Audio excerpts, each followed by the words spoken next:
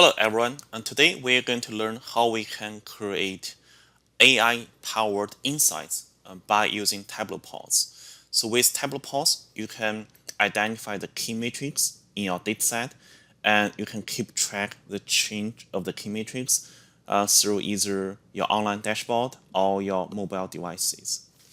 So the data that we're going to use as demonstration is from this gun violence archive.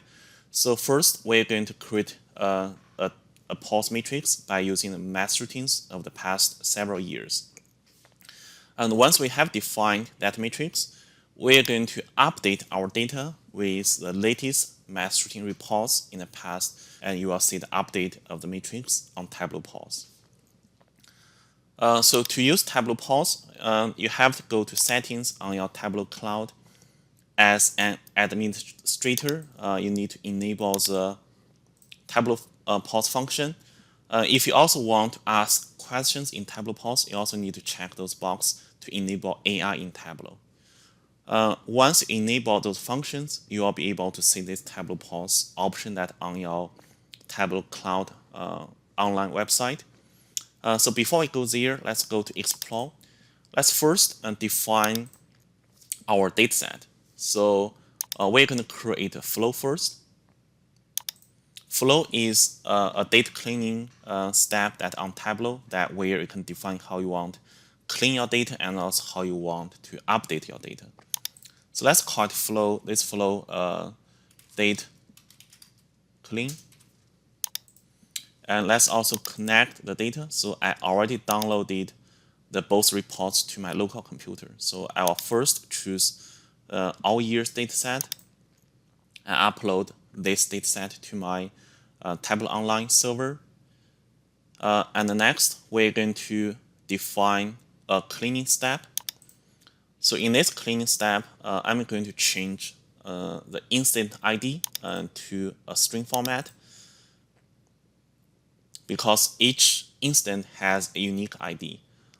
Instant date, state, I will change that one to geographic state.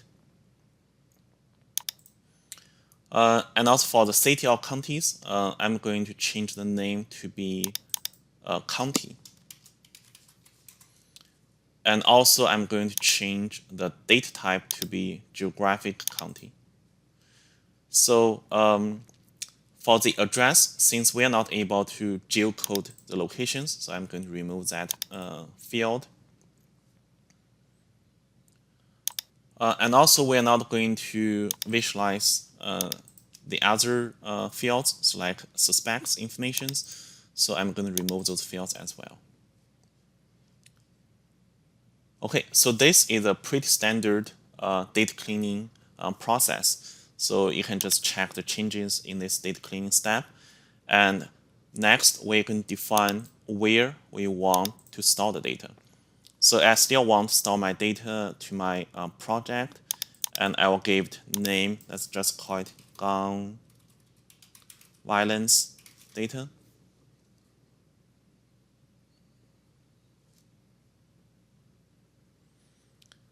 All right, so now I can publish this flow. The flow is, these 3 steps, which we can reuse that one later. And once I published, and here I will also choose create table, because this is my first time to run this data cleaning step. So we're going to generate a new data source on my Tableau Online. So let's just run this flow. Now you can see this has been added to the queue. So if we view the flow status, we can see it is pending. So it will take several seconds to several minutes, depends on the size of the data. And once we saw the status that data is success available, and we will be able to use the dataset. Okay, so this time it's actually pretty quick. So we can see it is succeeded. So now if I go back to my project, if I refresh, I can see the cleaning flow, the data cleaning flow, and also gun violence data. All right, so now we're going to create matrix by using Tableau Pulse. So we go to Tableau Pulse. So here you can see, are there any matrix you are following? I don't have any matrix on my Tableau Cloud, so I'm going to define a new matrix definition. So first, we're going to search the data source. I'm going to use this data source that we just created.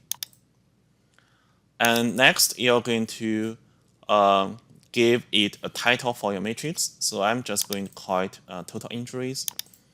If you like, you can give it a very brief description about your data. You can also add links. So for example, if you want to provide data source URLs, which just like I'm doing right now, so you can do that. Or you can add your organization URLs. So you can also do that as well.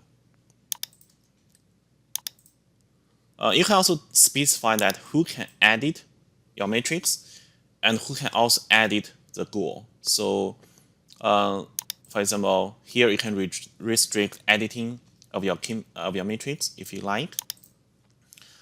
And now we are going to define the matrix. So on Tableau, so you have to have 3 different types of the data. The number one is called measure, so that's a quantitative data set. So in this case, you can choose either like the total people that injured or killed. So let's choose injured. You can choose the aggregation function, which you can choose average, total, median, etc. You can also choose, do you want to show the running total or not? So I'm going to keep a running total. The second item is temporal data. So you have to have a time dimension, which I'm going to choose instant date. And now you can see in this month, we have 55 injuries so far. And also data updated to April 15th. So because this is not the latest data set. So when I recorded the video, the date is April 17th. Next, you have to have a categorical data to use as matrix filters. So here, for example, you can filter data based on different counties or different states. So I'm going to use state as matrix filters, so that I can compare the data across different states, like number of people being injured in different states. You can also define the data source filter here. So that is before we define the insights, display the insights. So Tableau allow you to filter the data. So for example, if you want to filter data like focus on a specific state, you can do that. Or you can also exclude values. You can also do that as well. And you can also define a more advanced matrix. So if you click on this button, so this will allow you to go to this page where you can create new calculated fields by using Tableau functions that provided here. You can drag, drop, and create new calculated fields. And then if that's a measure, and you can bring that one to the measure. If there's a time data, you can bring that one to the time dimension. You can also need to define the filters. So that is if you want to have a more advanced definition of your key matrix. Okay, so next, you can define the format. So I just keep using the number format, auto for the decimal places, and also I will leave those two as default. Next, so that is a date offset. So this is, for example, if there's a delay between your date update and also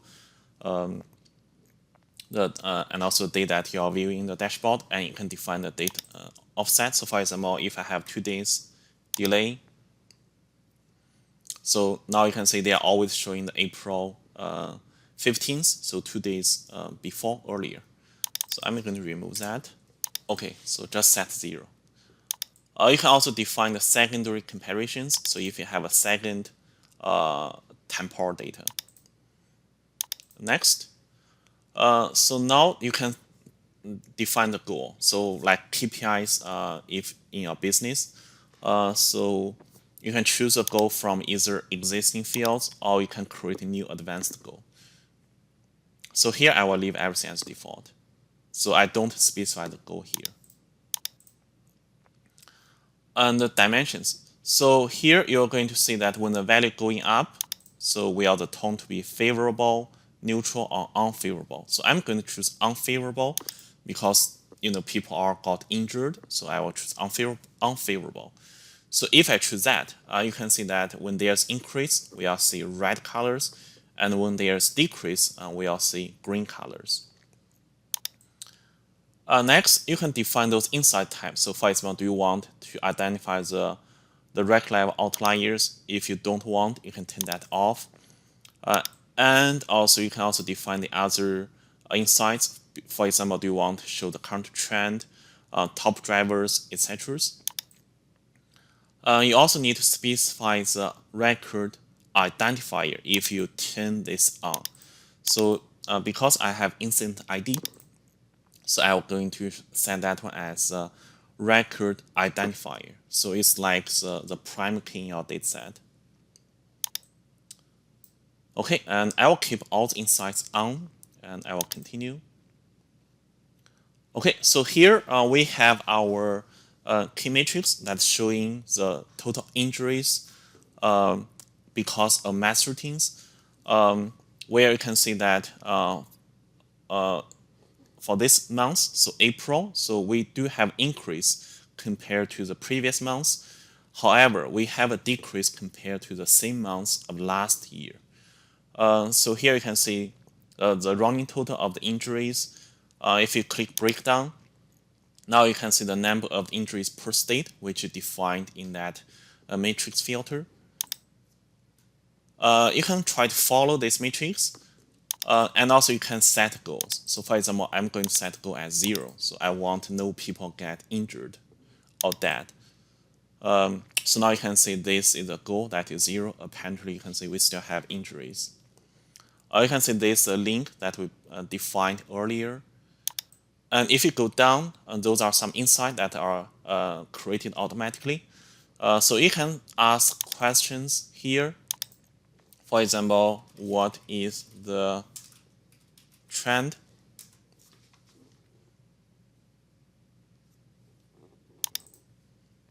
Looks like, let's just try this one. Which state increase the most? Okay. We can see those are 3 states that increase most. And let's see what are the outliers. We do have an outlier where there's a single incident with 9 injuries. Okay. We also have like which state has high total injuries. All right, so let's go up and let's also change the filters. So the first filter you can play with are the states that we defined. So for example, if you just want to look at data like, for example, in Virginia,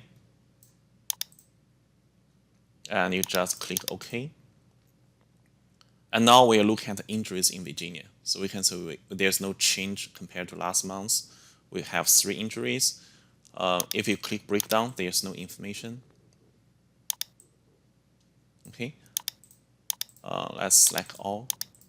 You can also choose the temporal time dimensions. For example, if you per week, last week, month to date, or last month, or you can also look at the data of the last year. So since we have data of the multiple years, so we can look at data of last year. So last year in total we have 2,200 injuries.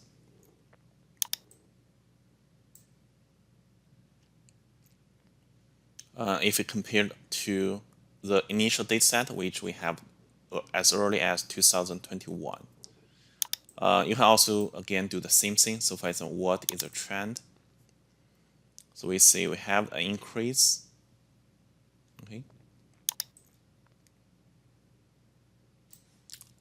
All right. So that's a very quick demo of how we can create a matrix on Tableau Pulse. Next, we're going to update our dataset. So we go back to our data flow. So this time we are going to update the latest report and see how the with the latest information how the matrix will change. So I'm going to upload the latest report in the last 22 hours.